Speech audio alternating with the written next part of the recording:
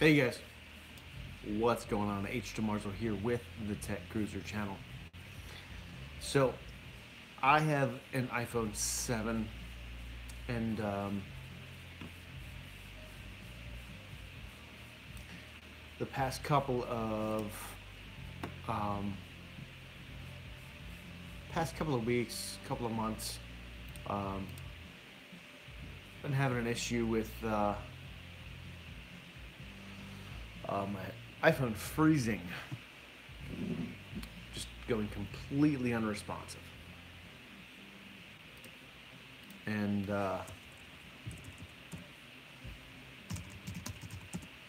been wondering what's going on. I've tried everything. I've tried, you know, uh, reinstalling software, rebooting many times, reinstalling many times. Over. I was hoping to do this on my MacBook, but streaming live to YouTube from your computer with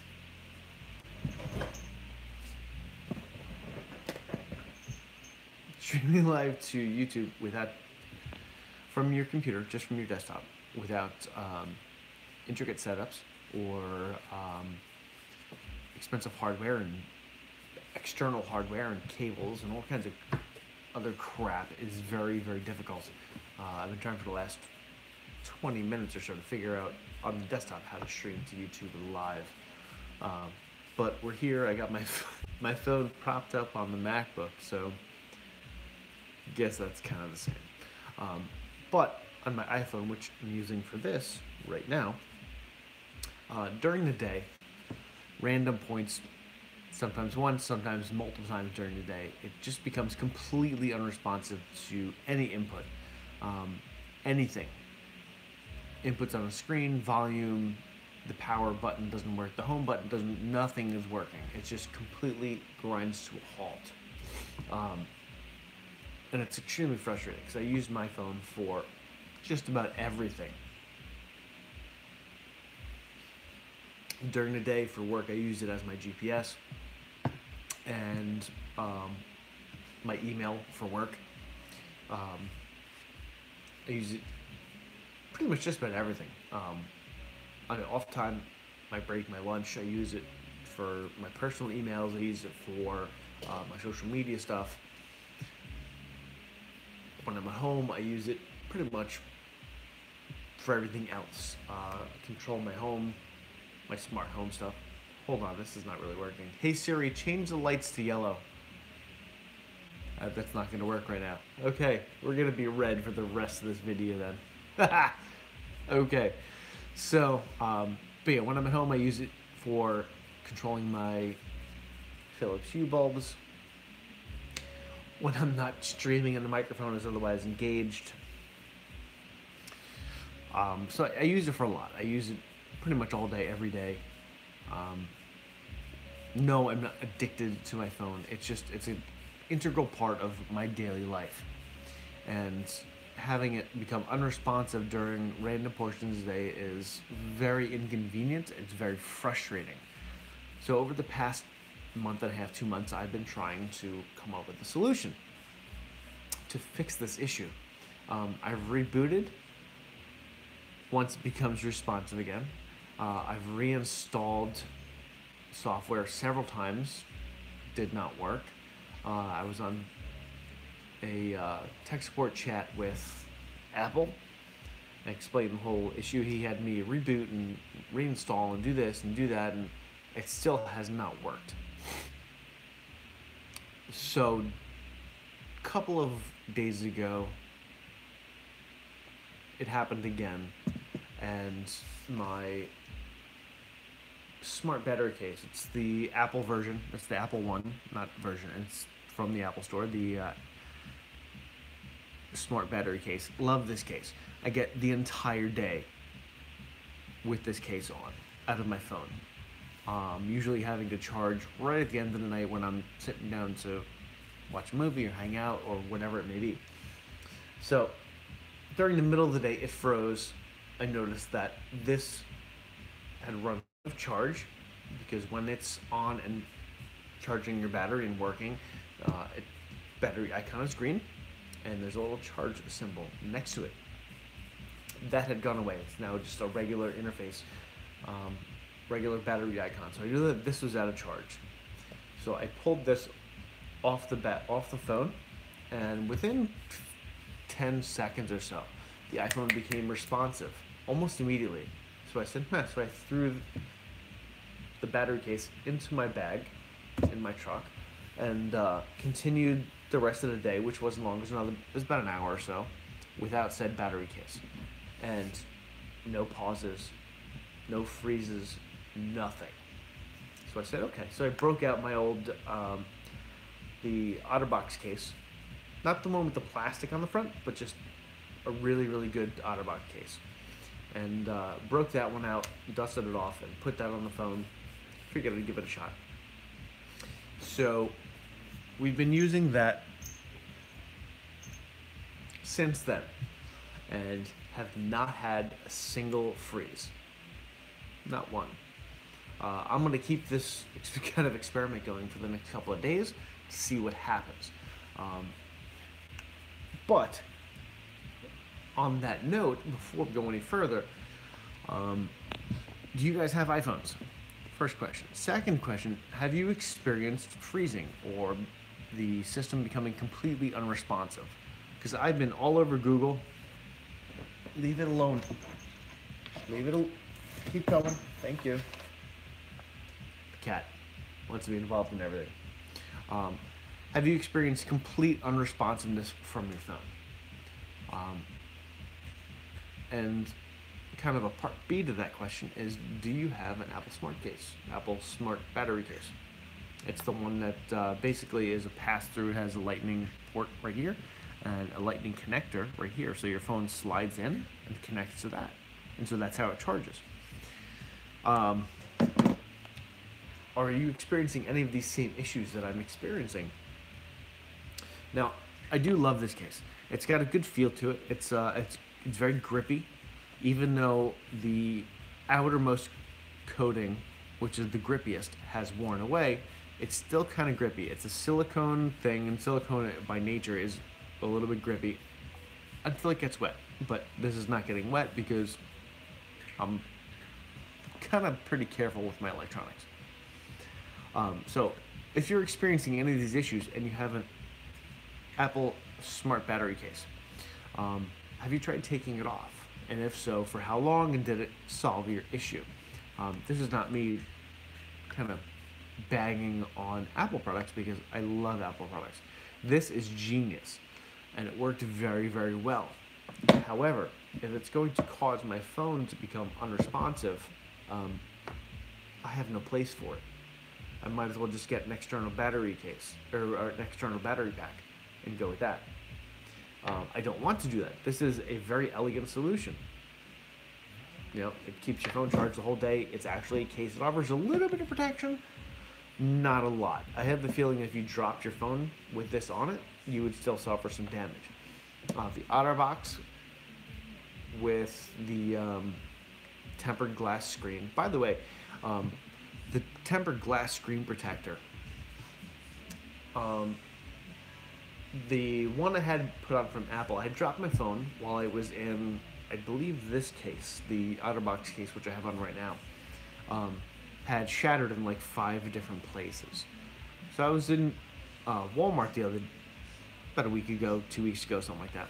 And naturally, I just kind of gravitate toward the electronics department.